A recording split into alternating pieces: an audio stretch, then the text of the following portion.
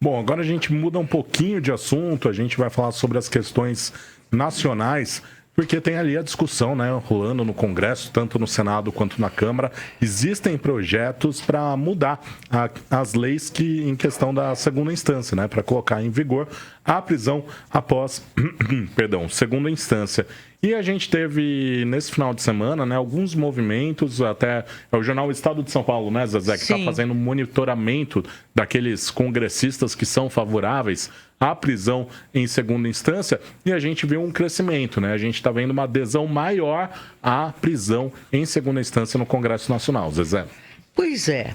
Aquilo que a gente achava que seria impossível, né?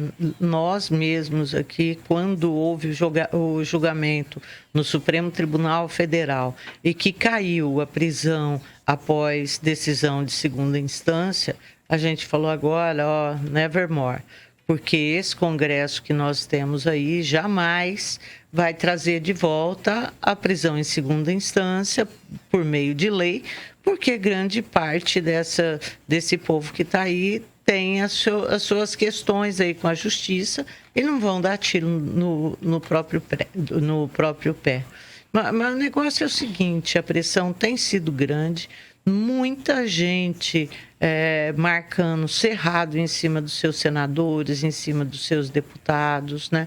E um grupo de senadores lavajatistas, assim que eles são considerados lá no Senado, esse grupo também tem pressionado bastante para que os presidentes das casas se movimentem no sentido de pautar o assunto. Havia, por parte principalmente do Davi Alcolumbre, ele era reticente em relação a isso, chegou a dizer que se fosse para mudar, a única forma era uma nova constituinte, o que levou muita gente a ficar, inclusive, indignado, principalmente por um momento que a gente vive, se fazer uma constituinte agora e pensar no que sairia de uma constituinte nesse momento.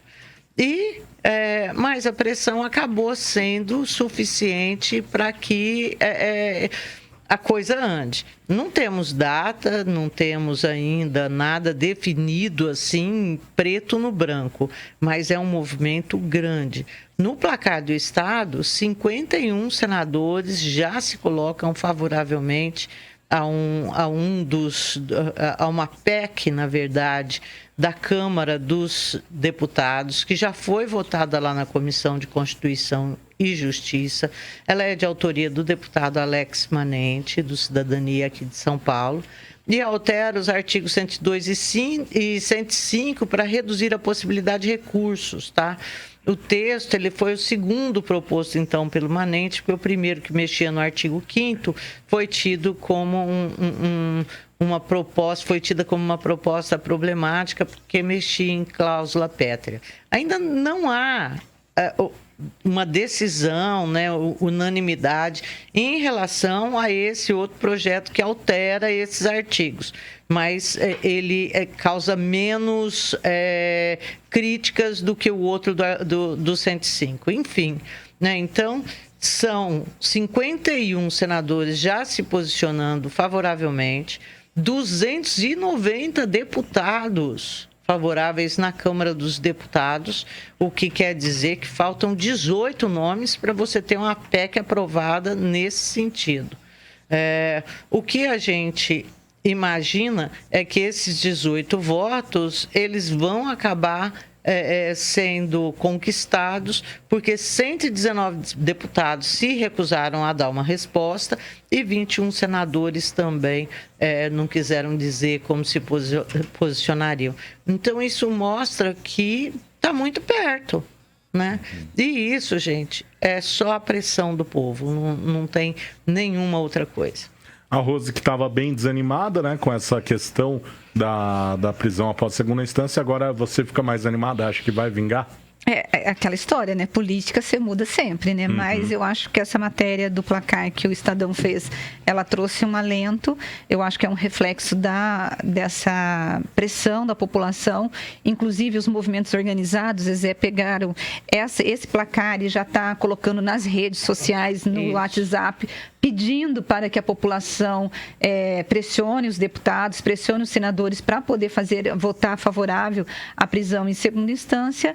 Então, assim, esperança a gente tem. Agora, eu só vou acreditar quando for lá aprovado, de fato, porque foi aquilo que a Zezé colocou. Muitos deputados e senadores, eles são réus, né? E aí eles estariam realmente votando contra algo que eles têm. A juíza Selma, né? A juíza Selma, por exemplo, que é uma das autoras de um dos projetos, ela é ré em segunda instância, num caso de campanha que ela está questionando, ela está dizendo que não tem nenhuma irregularidade, mas mesmo assim ela decidiu apresentar a proposta. Eu acho o seguinte, Zezé, na semana passada nós falamos algo aqui sobre aquela história do conceito de tempo, né? De você estar desconectado com o tempo. Os deputados e senadores precisam entender que a população, ela quer a prisão em segunda instância, ela espera que os seus representantes votem favorável a isso, que o Supremo tomou uma decisão completamente ao contrário do que a população queria. E o Gilmar Mendes refez o voto dele completamente diferente de 2016, quando ele votou favorável. 2016, não, foi 2016, né? Foi 2016, quando ele fez a defesa pela prisão em segunda instância. Aí depois ele achou que, como começou a chegar perto dos amigos, e ele achou que houve um abuso do Ministério Público e da Justiça, então ele mudou de opinião. E não dá, né, Zezé, para ficar mudando de opinião a cada 5, 6 anos. O fato é o seguinte: não dá mais para conviver no país sem prisão em segunda instância. Claro que você tem um monte de deputado, a própria esquerda, às vezes PSOL, PT, PCdoB, tudo contrário. E aí você tem gente do Centrão também que não quer. Mas sabe aquela história, quem não deve não teme? É isso, e tem que pensar nesse desejo, eu acho, que vem sendo manifesto aí pela população brasileira, que diz, olha, isso não nos interessa, nós não queremos um país assim, né?